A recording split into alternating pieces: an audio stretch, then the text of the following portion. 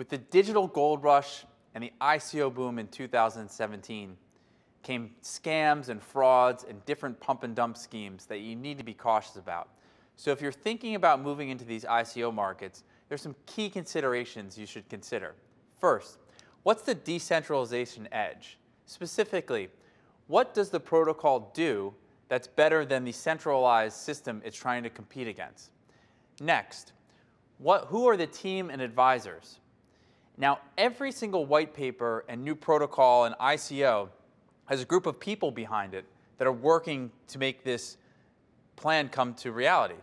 And to look up the team and advisors, you can check out their LinkedIn or their Twitter page, and you want to make sure that these are credible people behind the protocol, because you can't trust a protocol until you trust the people behind it.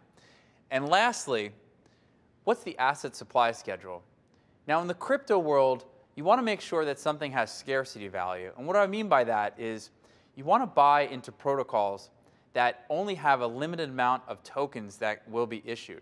For instance, in Bitcoin, it has scarcity value because we know there can only be 21 million Bitcoins in existence, and there's only been 18 million printed so far. So asset supply schedule is key to understanding whether or not it will have value in the future.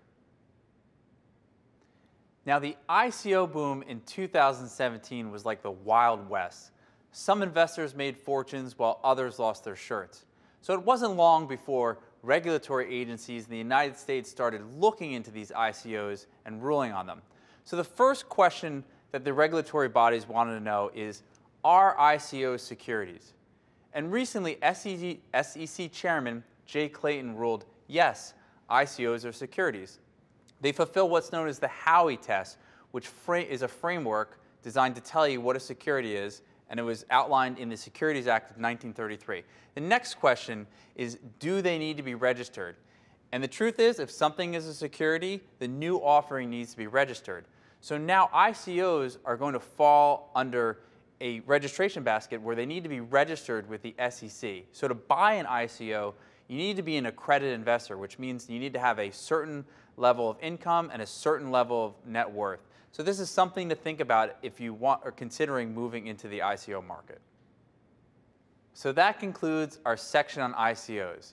Now you should be able to explain the relation of IPOs and crowdfunding to ICOs, and also you should be able to evaluate ICOs.